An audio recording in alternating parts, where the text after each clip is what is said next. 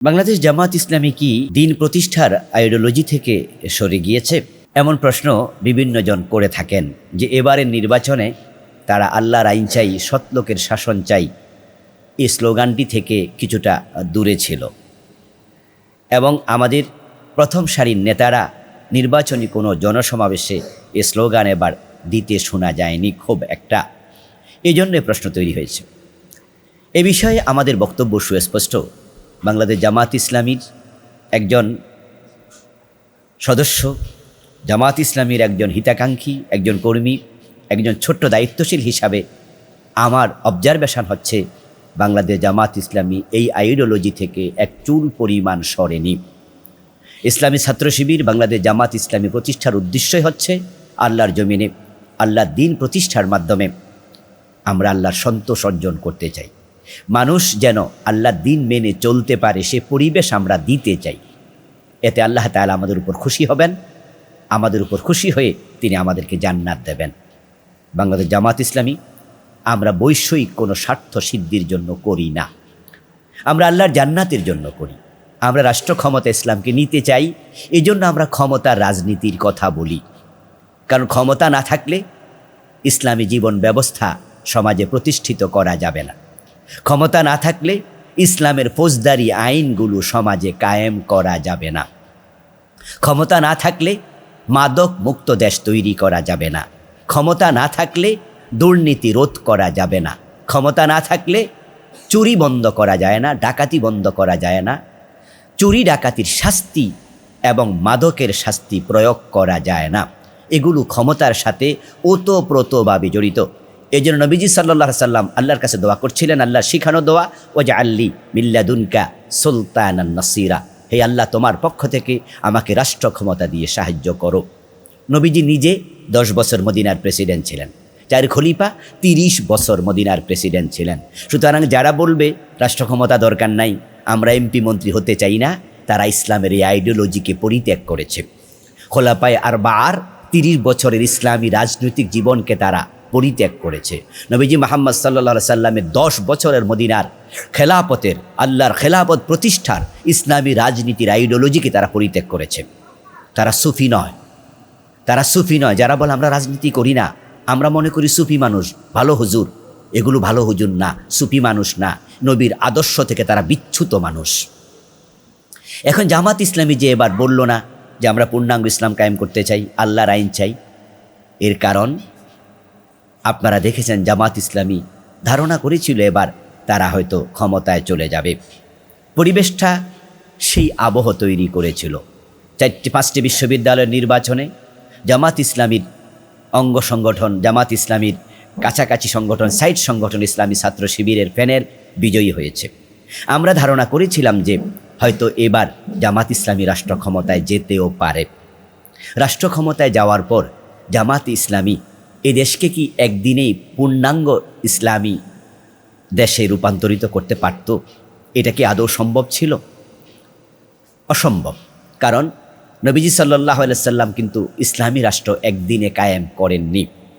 মক্কায় 13 বছর প্রচেষ্টা করলেন, মদিনা যাওয়ার পর ইসলামী রাষ্ট্র তিনি 10 বছরে প্রতিষ্ঠিত করেছেন, পূর্ণাঙ্গ করেছেন। আল-ইয়াউমা আকমালতু লাকুম দীনাকুম ওয়া আতমামতু আলাইকুম নি'মাতি। এই আয়াত নাজিল হয়েছিল তো একবারে 10ম সনে, বিদায় হজের দিন। নবীজি সাল্লাল্লাহু আলাইহি সাল্লাম এই আয়াত নাজিল হওয়ার মাত্র 3 মাস পর ইন্তেকাল করলেন। তাহলে ইসলাম পরিপূর্ণ হলো, ইসলামী রাষ্ট্র পূর্ণতা পেয়েছে কিন্তু নবুয়তের একবারে শেষে। নবীজির লেগেছে 23 বছর। তো আমরা বাংলাদেশে পরিপূর্ণ ইসলাম কায়েম করার চিন্তা নিয়ে কাজ করছি, এটাই আমাদের লক্ষ্য। আমরা পূর্ণাঙ্গ ইসলাম কায়েম করতে চাই, আংশিক ইসলাম নয়। কিন্তু এবার আমরা বললাম যে কল্যাণ রাষ্ট্র, এবার আমরা বললাম ইনসাফের বাংলাদেশ।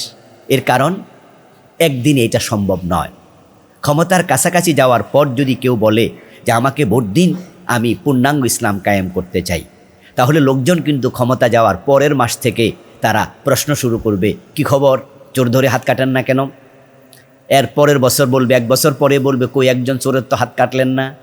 5 বছর পরে বলবে মানুষের কাছে, দেখেন তারা পূর্ণাঙ্গ ইসলাম কায়েমের কথা বলেছিল, তারা কিন্তু চোর একজনেরও হাত কাটেনি, তারা এইটা করেনি, ওটা করেনি, জেনা করলে পাথর মারেনি। তখন তারা আমাদেরকে মিথ্যুক বলবে। জামাত ইসলামী এই জন্য বলেছে আমরা ইনসাফপূর্ণ রাষ্ট্র চাই, কল্যাণের রাষ্ট্র চাই। এর মানে হচ্ছে ধীরে ধীরে ইসলামের সকল আইনই কল্যাণকর।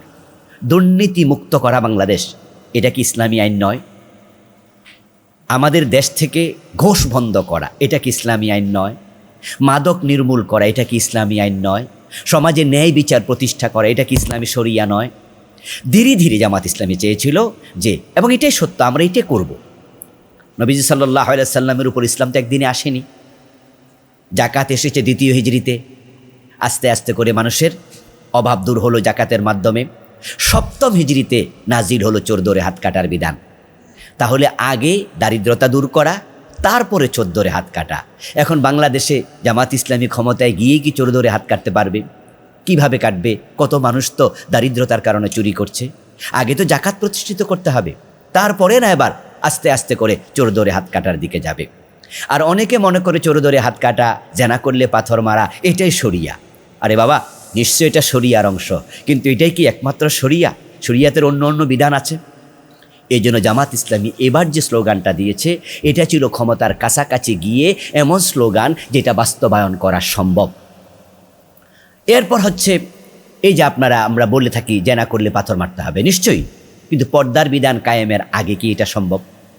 আগে তো পর্দার বিধান কায়েম হবে, তারপরে ছোট ধরে তারপরে পর্দার বিধান কায়েম হওয়ার পর এবার জেনার করলে শাস্তি প্রয়োগ হবে। এখন পর্দার বিধান কায়েম করা, এটা কি 1 বছরে সম্ভব, 6 মাসে সম্ভব? এটা তো করতে হবে ধীরে ধীরে, মানুষকে বুঝাইয়া আস্তে আস্তে করে তারপরে পর্দার দিকে নিয়ে যাওয়া, তারপরে পর্দার পরিবেশ তৈরি করা, তারপরে গিয়ে এবার জেনা করলে জেনার শাস্তি শুরু করা। ইসলাম তো চাপিয়ে দেওয়ার জিনিস নয়, ইসলাম প্র্যাকটিস করে করে আস্তে আস্তে করে আমল করার জিনিস। এই জন্য জামাত ইসলামী চেয়েছিল যে এমন কিছু কথা বলবে যেটা সরকারি দলে গেলে, ক্ষমতায় গেলে বাস্তবায়ন করা সম্ভব হবে। এরপরে যারা আমরা রাজনৈতিক সচেতন, আমরা তো জানি আন্তর্জাতিক বিশ্বের দিকে অবশ্যই নজর দিতে হবে। ইসলাম শুনলেই কিছু লোকের গায়ে জ্বালা ধরে যায়। ইসলামোফোবিয়া এত জঘন্যভাবে তারা ছড়াইয়া দিছে সমাজে। ইউরোপীয় ইউনিয়ন বলেন, আমেরিকা বলেন, পাশ্চাত্য বিশ্বের যে কোনো দেশ বলেন, আমাদের পাশের রাষ্ট্র ইন্ডিয়া বলেন, বাংলাদেশের আওয়ামী লীগ বলেন, বিএনপি বলেন, বাম বলেন, রাম বলেন, জাতীয় পার্টি বলেন, দেখবেন যে দেশের সাংবাদিকরা পর্যন্ত অধিকাংশ এমনভাবে প্রশ্ন করে যে আপনারা কি ইসলাম কায়েম করবেন, শরিয়া কায়েম করবেন? মনে হয় যেন ইসলাম আর শরিয়া একটা বাঘ আবার ভাল্লুকের নাম। এটা মনে হয় যেন মানুষকে গিলে ফেলবে, এমনভাবে ইসলামোফোবিয়া ছড়ানো হয়েছে। এই জন্য জামাত ইসলামী ট্যাক্টফুল্লি, সতর্কতার সাথে এমন শব্দ প্রয়োগ করলো যে আমরা ইনসাফপূর্ণ বাংলাদেশ বানাতে চাই, আমরা কল্যাণ রাষ্ট্র বানাতে চাই। তাহলে ফোবিয়াটা কিছুটা কমে গেল। আর ইনসাফপূর্ণ বাংলাদেশ, ইসলামের বাহিরে কি ইনসাফ হয়? ইসলামের বাহিরে কি আদালত হয়? ন্যায় বিচার আদৌ হয়? ন্যায় বিচার মানেই তো ইসলাম। মান কালা বিহি সাদাকা ও মান হাকামা বিহি আদালা। নবীজি সাল্লাল্লাহু আলাইহি ওয়াসাল্লাম বলছেন যে কোরআন দিয়ে কথা বলবে সে ব্যক্তি সত্য কথা বলবে, যে কোরআন দিয়ে বিচার করবে সেই ন্যায় বিচার করবে। তো আমরা তো ন্যায় বিচার চাই, এর মানে কোরআন চাই। যার শব্দের সামান্য পার্থক্য। কেন? নবীজি সাল্লাল্লাহু আলাইহি ওয়াসাল্লামকে আপনারা দেখেছেন, হিজরত যখন তিনি করেছেন তখন কিন্তু তিনি মদিনার দিকে সরাসরি যাননি। তিনি মদিনার বিপরীত দিকে 3 মাইলের মতো গিয়েছিলেন। তারপরে গারে সাউরে 3 দিন লুকিয়েছিলেন, কাফেররা যেন বুঝতে না পারে তিনি মদিনার দিকে যাচ্ছেন। এটা হলো হেকমা। তো আমরা যদি ইসলাম কায়েম করব, শরিয়া কায়েম করবো, এগুলো বলতে শুরু করে দিই আগে আগে, তাহলে ইউরোপীয় ইউনিয়ন বলবে যে না, এই সরকার দরকার নাই। আমেরিকা বলবে দরকার নাই। ইন্ডিয়া বলবে দরকার নাই। আমাদের দেশের বিএনপি, আওয়ামী লীগ, জাতীয় পার্টি, রাম বাম সবাই বলবো আসতে দেয়া যাবে না। তাহলে কি হলো? তাহলে হলোটা কি? নবীজি সাল্লাল্লাহু আলাইহি সাল্লাম যে মদিনার যে সনদ করেছিলেন, মদিনার সনদে তিনি কি কাফেরদের সাথে, ইহুদিদের সাথে কিছু একাত্মতা করেন নাই? কিছু বিধান কি তাদের সেখানে সফটলি তিনি করেন নাই? এবং হুদায়বিয়ার যে সন্ধি, হুদায়বিয়ার সন্ধিতে আমরা কি দেখেছি? নবীজির হেকমা কত উচ্চ পর্যায়ে ছিল যে সেখানে মুহাম্মাদুর রাসূলুল্লাহ, রাসূলুল্লাহ শব্দ পর্যন্ত নবীজি কেটে ফেলেছিলেন। বলছে ঠিক আছে, এটা শব্দ বাদ দাও, আপত্তি যেহেতু ওদের আছে, এ শব্দ বাদ দাও, লেখো মুহাম্মদ ইবনে আব্দুল্লাহ। প্রিয় ভাইয়েরা, নবী সাল্লাল্লাহু আলাইহি সাল্লাম হুদায়বিয়ার সন্ধিতে কত ছাড় দিয়েছেন। ওনার মনে আছে যে এই ছাড় দেওয়ার পর ইসলাম বিজয়ী হবে।